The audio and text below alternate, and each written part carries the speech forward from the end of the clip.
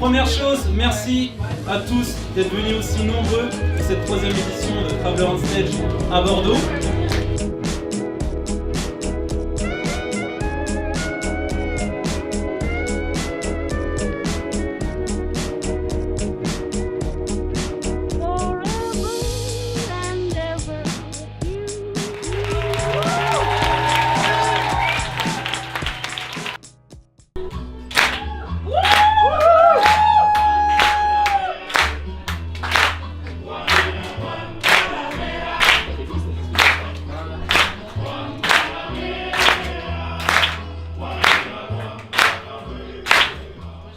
Bonsoir, moi c'est Diane, je suis partie à Cuba en 2015 avec ma meilleure amie.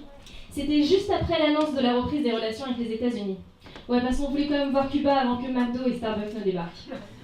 On part donc sans prétention, avec juste envie de découvrir cette terre insolite et pleine de paradoxes. Par exemple, la chanson que vous venez d'écouter là, on l'entend partout là-bas. Dans les bars, dans les restos. C'est ça l'esprit festif de Cuba. Et pourtant, à l'origine, c'est le jingle d'une émission de radio dans laquelle on racontait tous les crimes passionnels, suicides et autres faits divers dans le genre. Festif quoi. Autre exemple, on se balade dans la rue et on tombe sur un battle de hip-hop.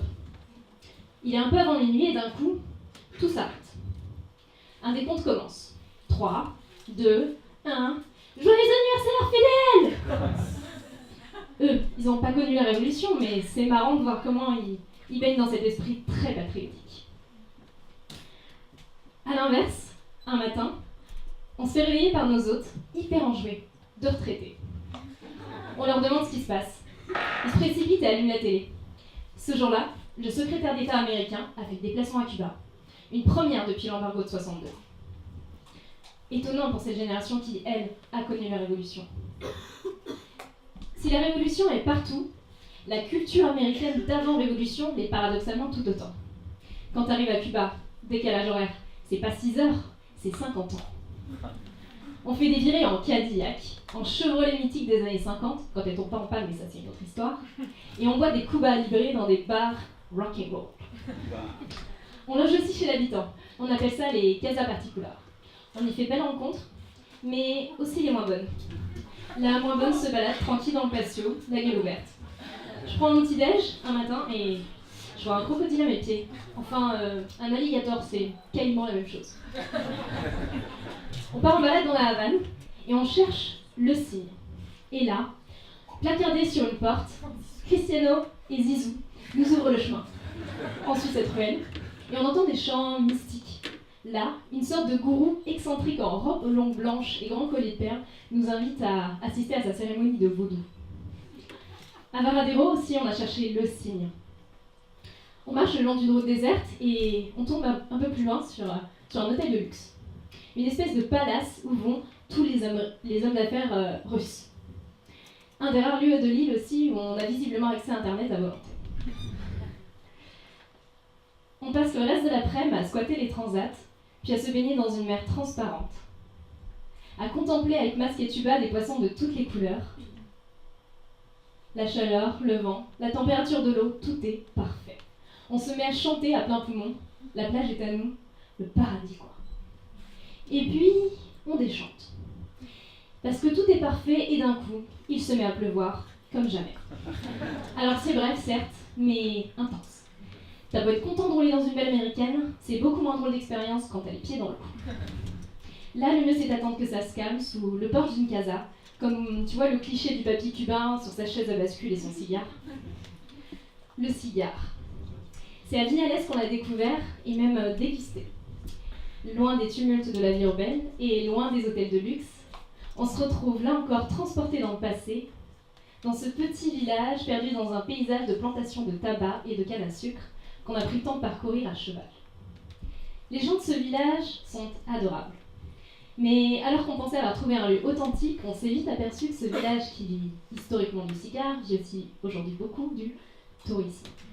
C'est le lieu dans lequel on a rencontré plus de Français. Malgré ça, on a profité du séjour pour apprendre à danser la salsa, la bachata et autres cubatones. On a rencontré Léo, un prof de danse. Sauf que sur la piste de danse, on se rend rapidement compte qu'à peu près tous les Cubains ont le même niveau que Léo. Et toi qui crois tout déchirer sur Shakira, bah, tu te rends compte que en fait, t'es sacrément nul en danse. La danse, les Cubains la célèbrent aussi avec leur carnaval. Un peu avant, on sympathise avec un Malaisien et un Français. On décide d'y aller tous les quatre. Mais malgré ce que peut laisser penser la photo, le rendu n'était pas vraiment à la hauteur d'un carnaval de Rio et on était aussi bien content d'être accompagnés de 2 hommes pour y assister. Parce qu'à la Havane, le soir, on peut se sentir vulnérable. On nous avait prévenu, hein.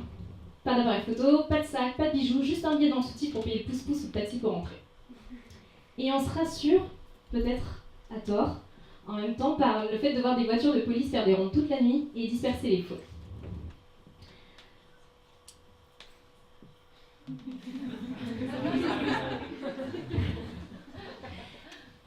Ce qui dépayse aussi beaucoup à Cuba, c'est qu'on ne voit pas de com commercial. Aucun panneau publicitaire ne gâche ce décor. Il n'y a rien que l'expression artistique des Cubains sur les murs des bâtiments. Et qui raconte souvent avec poésie l'histoire de Cuba. C'est assez reposant à vrai dire. Si je vous raconte ce voyage avec autant de précision, c'est parce qu'avec ma meilleure amie, on a tenu un journal de bord filmé tout le long du séjour. Tous les jours, 1 à 2 minutes pour raconter les anecdotes encore fraîches de la journée. Ce voyage, ce Traveler on Stage, m'a donc permis de me replonger dans ce voyage exceptionnel. Et c'est en fouillant dans ces souvenirs que j'ai pris conscience que Cuba, c'est un pays de contraste. Difficile à décrypter sans prendre le temps de comprendre son histoire atypique. C'est un décor que le temps n'a presque pas abîmé. C'est un beau métissage de cultures. Et c'est un peuple avec un vrai sens de l'hospitalité qui communique son amour de la fête et du partage. C'est un pays unique. Je vous invite à y aller, mais vite.